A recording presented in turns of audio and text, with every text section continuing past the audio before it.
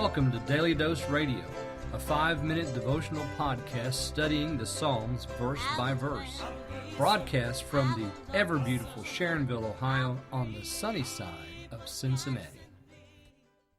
Welcome back to Daily Dose Radio as we sail the sea of the Psalms in our 5-minute Bible study every day. We're looking today at the last two verses of Psalm 112, and we're going to go back to our comparison with Psalm 1, actually, today, because Psalm 112 in verses 9 and 10, we have really two different things here, two completely different things. I mean, these two verses are polar opposites, because verse 9 ends our running comparison or running description of the righteousness of the blessed man and how that looks. Verse 10 is about the wicked. And you'll remember that in Psalm 1 we have the blessed man described, but then about halfway through Psalm 1 we have the wicked man described. So proportionately we have more about the wicked in Psalm 1 than we do here in Psalm 112, but we still are doing this comparison between the two. We just have more of the blessed man in Psalm 112, because the wicked man is here in verse 10, and he is going to be described and how, what happens with him. So we'll get to that in just a second. Verse 9. Let me just read these two for you, first of all. Verse 9. He hath dispersed, he hath given to the poor. His righteousness endureth forever. His horn shall be exalted with honor. The wicked shall see it and be grieved. He shall gnash with his teeth and melt away. The desire of the wicked shall perish.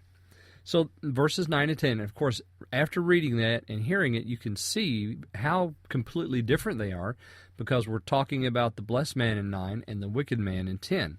So the very last thing to describe the blessed man is his giving. So we've talked about his favor, how he shows favor. He guides his fares with discretion. He's not afraid of evil tidings because he trusts in the Lord.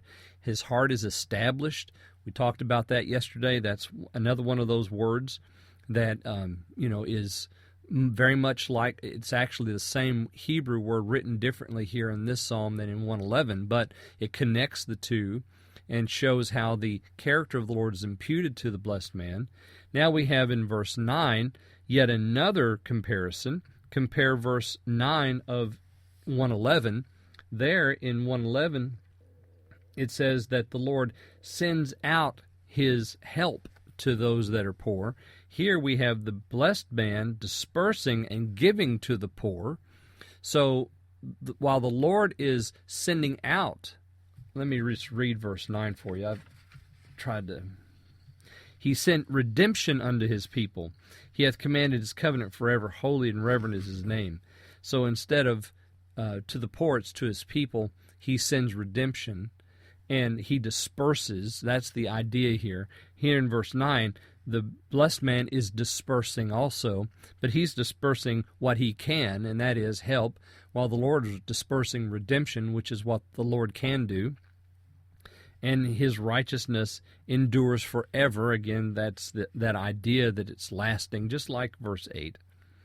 And then we have his giving is described. So the blessed man is a giver. He is helping. He is dispersing. He is not hoarding or keeping for himself, but he's a giving heart. And so that's his righteousness described. But then we come to 10, and the wicked man is described. He shall see it. What's he going to see? Well, he's going to see all of this, all that we've talked about. The light rising in the darkness, the wealth and riches in his house, the upright, he shows favor. He's not moved forever. His seed is lasting. That is, his posterity grows. His heart is established. He's not afraid, and he gives. Wealth and riches are in his house because he's able to give. So he's giving because he has it. The Lord's given it to him, so he gives. And the wicked see all of that, and what do? They're grieved. They gnash with their teeth and melt away. Why? Because they're covetous.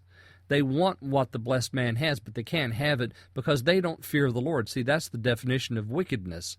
There's no fear of God in their eyes. Go back to Psalm 9 and 10. There's our great definition of the wicked. Read that, especially in Psalm 10. You'll find it there. What we have here is just a clip out of that description of wickedness there in Psalm 10. He shall gnash with his teeth and melt away. The desire of the wicked shall perish. Why? Because he doesn't trust in the Lord. So, ladies and gentlemen, the sum of the matter is this. Trust in the Lord with all your heart. Delight greatly in his commandments, and you too will be blessed. I hope you'll join me again next week for some more 5-minute Bible study on Daily Dose Radio. Thanks for listening to Daily Dose Radio. I'm David Smith. The music today has been performed by the Bluegrass Experiment. Thanks again for listening. I'll see you next time on Daily Dose Radio.